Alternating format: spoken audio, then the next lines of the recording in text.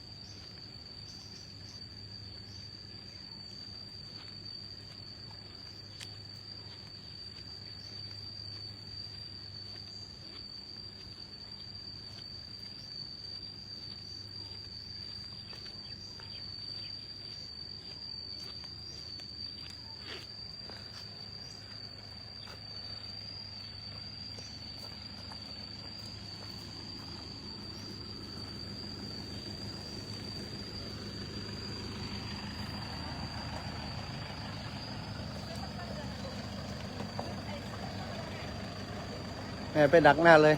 แม่ไปดักหน้านู่นเลยโปรยข้างหน้าไปข้างหน้าเลย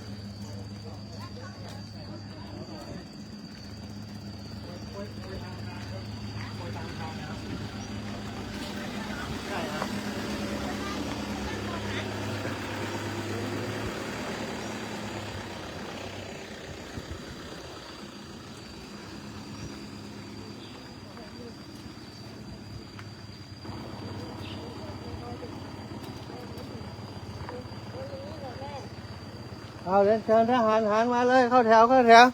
หลายคนเชิญเลยอาจารย์ชะลอครับอาจารย์ชะลอหน่อยครับเชิญเลยครับเชิญเลยมาเข้าแถวด้วยกันประทักษิณร่วมกันเป็นสิริมงคลเข้ามาขยับเข้ามาเลยขยับมารถขยับมาแม่มาข้างหน้า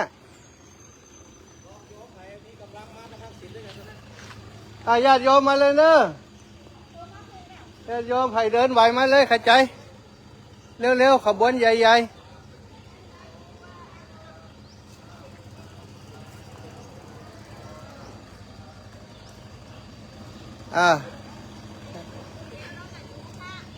ฮะ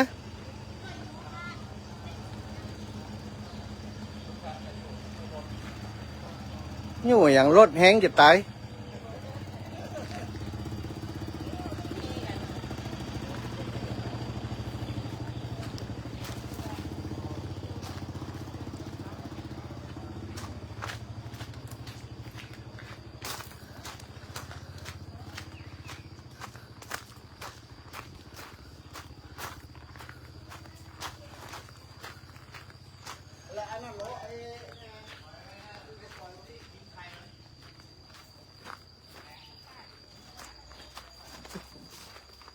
ด่วนเนาะ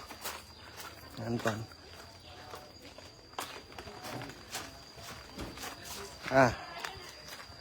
เดินเลยประทักษิณไปก็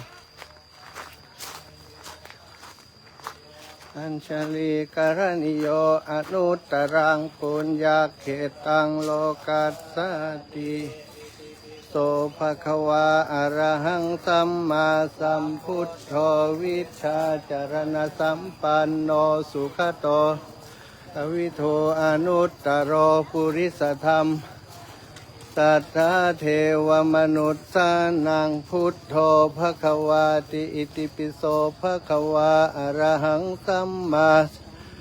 โทวิชาจารณสัมปันโนสุขโตโลกวิทูอนุตตโรปุริสธรรมสารติสัต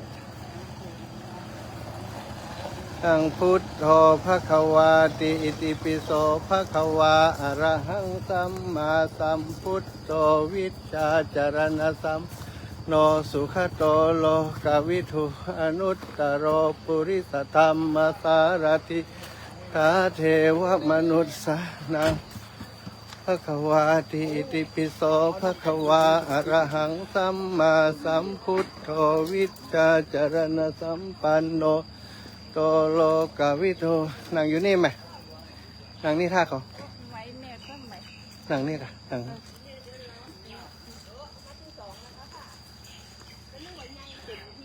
เอามาถึงสองเอามาถึงสองดอกบัวเปิ่นงามฮะตุ๊หมอกองมันเจ็ดเหมือนนั่นแหละครับ ในการได้แก้มจ้ะได้แก้นี่โอ้ยตัวนี้เป็นไงอ่ะโอ้ยลูกอ่ะไอ้นินนี่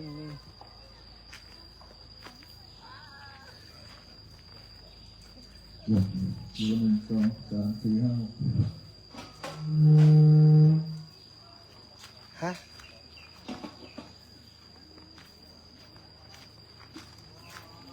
ไปนิ่มได้กะ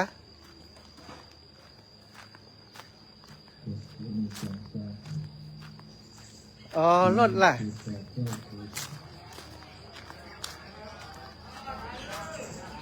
รถ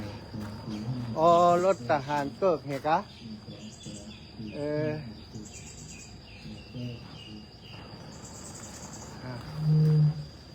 เอาเหยียบเสาเลย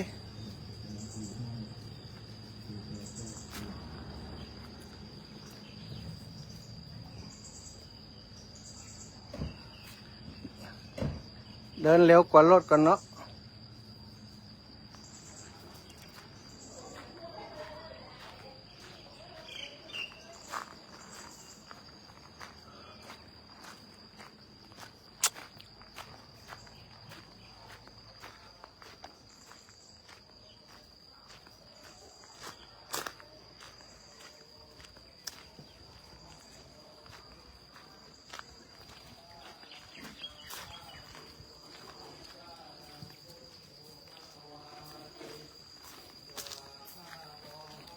ตาธรรมโมสันทิฏฐิโกอากาลิโกเอหิปัสสิโกโอปัญญิโกปัต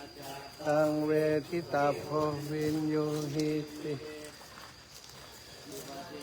โนภะคะวะโตสาวกสังโฆอุชุปฏิปันโนภะคะวะโตสาวกสังโฆยายปฏิปันโนภะคะวะโตสาวกสังโฆทิปฏิปันโนภะคะวะโตสาวกสังโฆยะทิทางจัตตาลิปุริสยุคานิอัฏฐปุริสปุคลาเอสะภะคะวะโตสาวกสังโฆอาหุนายโยปาหุนายโยทักขินายโยอัญชลีกรณิโยอนุตตรังปุญญักเขตังโลกัสสะติ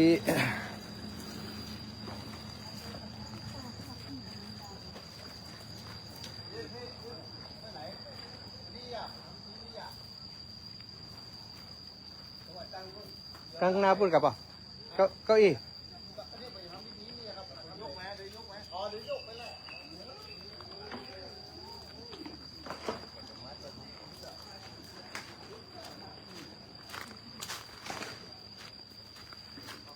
สบายดีก็สบายดีป่ะนี่ก็เป็นศาลาหลังใหม่2 หลังที่ท่านอาจารย์ได้ทำไว้เนาะอยู่หน้าเป็นศาลาลายอยู่หน้าพระวิหารอยู่หน้าวิหารหลวงวัดบรรพตสถิตนี่ก็สร้างปีนี้เหมือนกันนะเสร็จเร็ว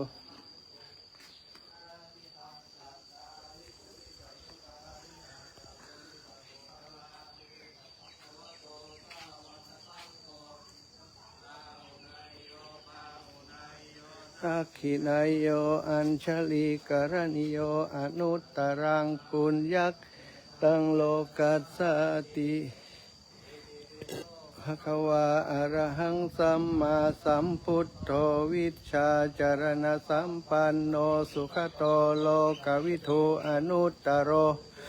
ธรรมสารติสัทธาเทวมนุษย์สานังพุทโธภควาติ โตภะคะวตาธัมโมสันทิฏฐิโกอากาลิโกเอหิปัสสิโกโอปัญญิโกปะ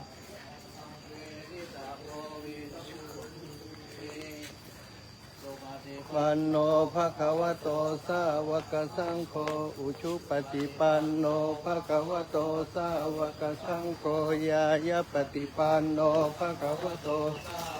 สังโฆสามีจิปฏิปันโนภะคะวะโตสาวกสังโฆยะติทังจัตตาลิปุริสายุคานิอาถะ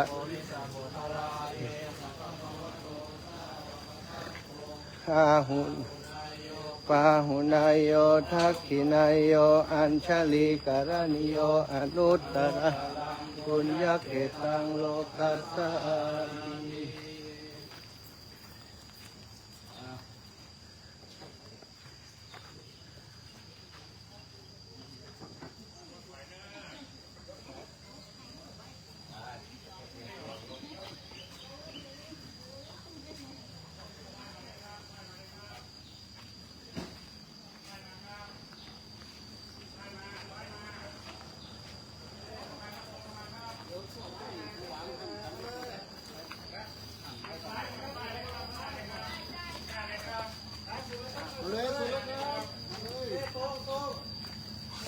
ตกมา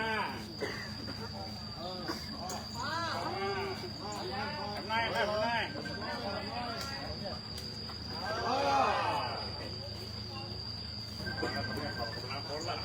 กำลังคนเตรียม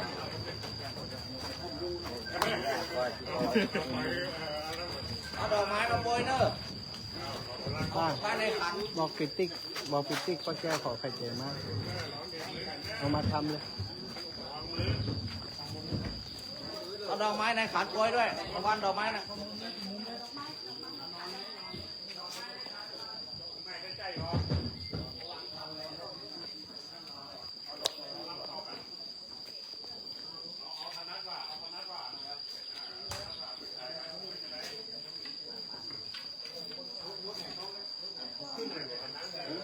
โปรยเลย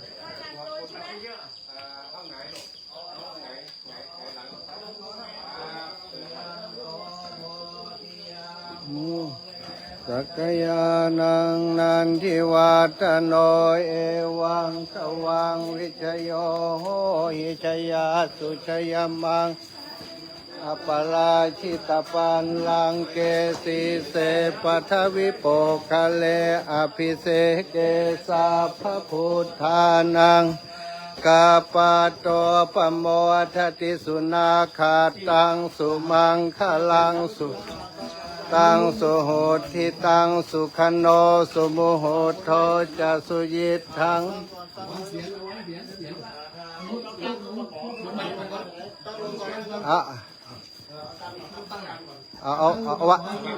วางลงแล้วก็ยกขึ้นวางมือเลยตีน้องเดี๋ยวเนาะเดี๋ยวนี่ถ้าคืนตรงนี่จะนับเดี๋ยวเขานอนไปทั้งปุ่นเอาเสียนไปทั้งปุ่นเหมือนให้ว่ายกข้างขึ้นเดี๋ยวเขาไปกับไปหมุนตะบนเอา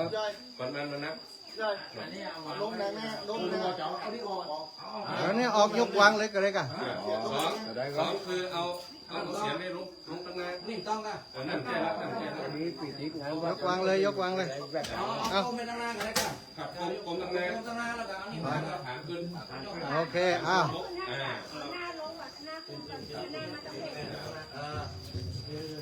สาธุยันโตโพธิยามุเลสักยานังนันทิวัตโนเอวังทวังวิจโยหิชยาสุชยมังคะเลอปราชิตปันลังเกสีเสปัทวิโภคะเลอภิเสกเกสัพพพุทธานังอาคาปัตโต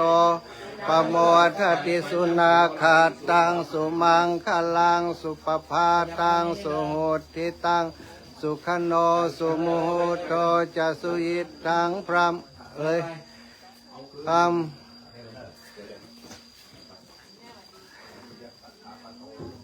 ได้แล้วจ้ะนะ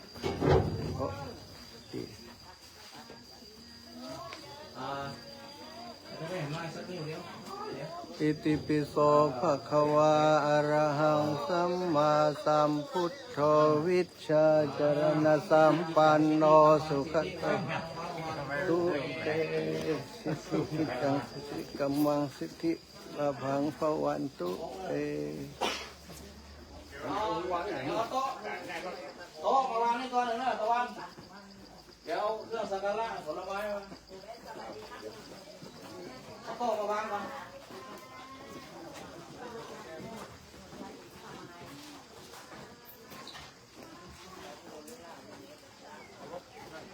เอาขยับรถ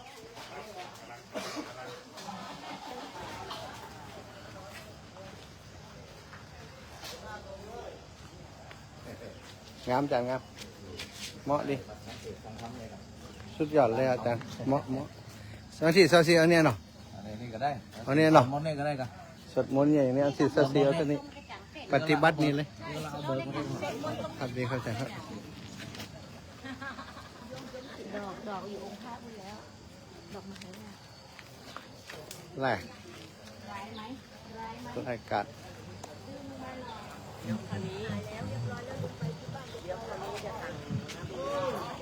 หนูบอกติ๊กยังมาถึงไหน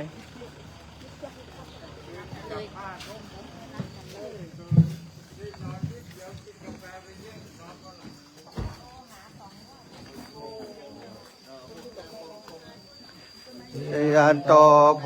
ธิยามูเลสักยานังนันทิวัตโนเอวังตวังโพหิชยาสุชยมังคะเลอปราชิตปันลังเกสีเสปัทวิโปคะเลพิเศษเกสัพพพุทธานังอาคาปัตโตปโมทติสุนักสุมังคลังสุปภาตังสุโหติตังสุขโนสุโมโหโทจะสุยิทังพรหมจาริสุปทักกายกรรมังวาจากรรมังปทักขินังปทักขินังมโนกรรมังปณิทิเตขิเนปทักขินานิกตวานลพันตเทปทักขิเน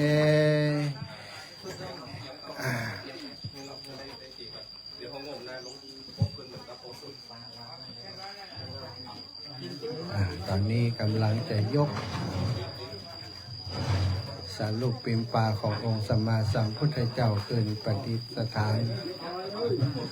ยังฐานชุกชีชยันโตโพธิยามูเลสักยานังนันทิวัตโนเอวังตวังวิชโยหิชยาสุชยมังคะเลอปราชิตปังเกสีเสปัทวิโปกอภิเสเกสัพพพุทธานังอาคาปัตโตปโมทติสุนาคาตังสุมังกลังสุปสุมุทิตังสุขโนสุโมโทจะสุยิทังพรหมจาริสุปทากินังกายกรรมังวาจากรรมังปทักขินังปทักขินังมโนกรรมังปณิเตปทักขินาปทักขินานิกตวานลพันตเทปทักขิเนพี่น้องทหารเดี๋ยวไปถ่ายรูปด้วยกันเดี๋ยวถ่ายรูปกับพระอาจารย์ก่อนถ่ายรูปแล้วกินข้าวกันเลยไปนะไปถ่ายรูปข้างบนไปแถวะเอานี่ก่อนก็ได้ท่านผู้พันมาอย่างนี้มาทำบุญมาลูกมาไปหมดเลยครับไปหมดเลยครับมาทั้งหมดเลยนั่นเลยมุกเข้าแล้วโอ้จับพนมมือครับ1 2ครับรูปครับสาธุ ให้ถ่ายรูปอีกองค์หนึ่งของเรายก2 องค์ญาติโยมได้กันเนอร์เดี๋ยวเขาเซ็ตพิธีนี้เดี๋ยวเขาสวดถวายก็สักสวดมนต์อันเชิญเทวดามา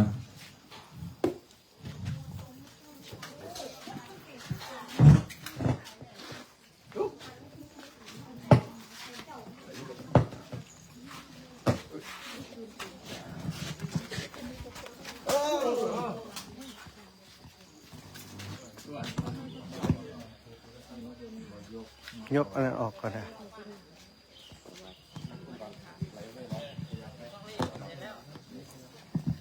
มองกล้อง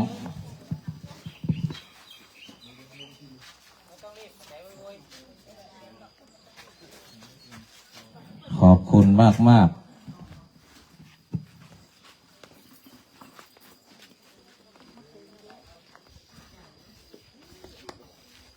ออกไปยังจะทู่แม่ ขอบคุณมากเลยอยู่ดีมีสุขกันมีจงมีใจวันนี้ โอ้จ้า เป็นพระศักดิ์สิทธิ์ประจำวัดจำวา โอ้ เดี๋ยวสถาญาติโยมถ่ายรูปรวมกันเนอะถ่ายรูปแล้วเฮาอันถวายเครื่องสักการะเนาะแล้วก็ต้องไปไหนเตียวันนี้พระอาจารย์สมชาติได้ประสานโรงทานมานะกินข้าวด้วยกันเนี่ยเดี๋ยวก็ก่อยคัดก่อยอย่างพระเนาะทำความสะอาดองค์พระไปเดี๋ยวเขาดีกันมาถ่ายรูปกันมีมนต์พลังหมดทั้งหลายแลมีมนต์พระอาจารย์มนต์พระเจ้ายืนตามบันไดผ่องอย่างผ่องถ้าไปขึ้นบ้านบันไดก็ตามบันไดเนี่ย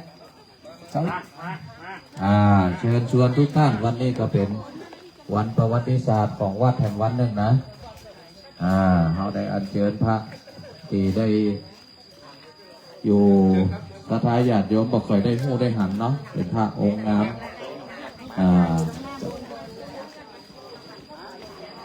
พระ2 องค์เน้น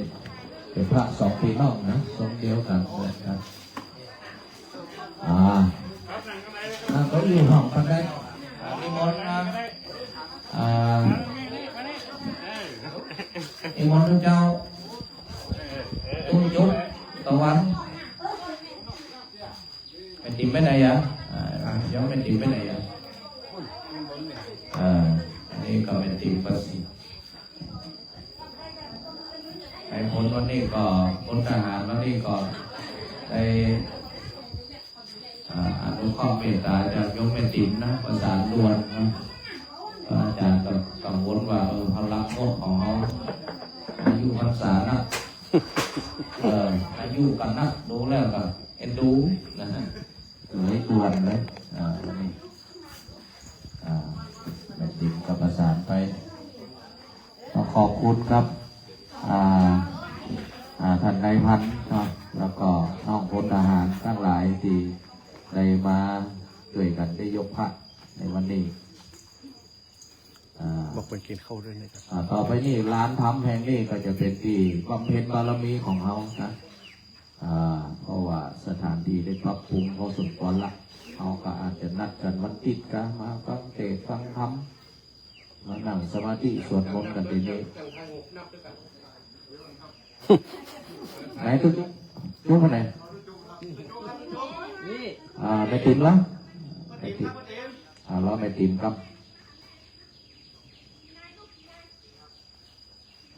เดี๋ยวก็ไม่ติมมันของดีใจครับออกสินน้ำใจให้กับอนุโมทนาขอบคุณกับ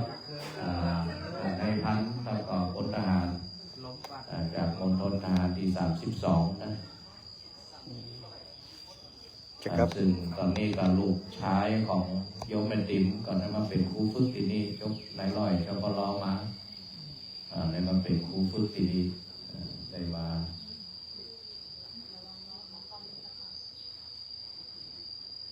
เป็นติมเส้นทั้งหมดแล้วก็มามาถ่ายรูปเป็นที่ระลึกวันประวัติศาสตร์ของวัดเท้าแห่งวันหนึ่งเนาะได้อัญเชิญพระ2 พี่น้องพระศักดิ์สิทธิ์ที่ได้ถูก ได้เก็บไว้ในศาลาที่เขาก็ค่อยได้หันได้กราบได้ไหวนะต่อไปนี้เขาก็ได้มากราบมาไหวอธิษฐานขอศีลขอพรขอโจกขอลาภศีลก็ประสานงานเรื่อง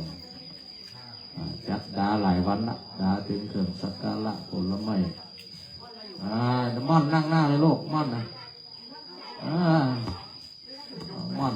นี่เด็กตัวจุกไปไหนมาแล้วครับปล่อยมันละ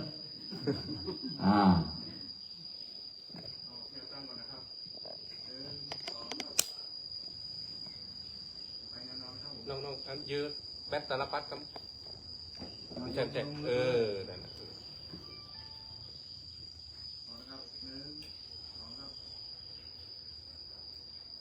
ปนมมืออย่าพัง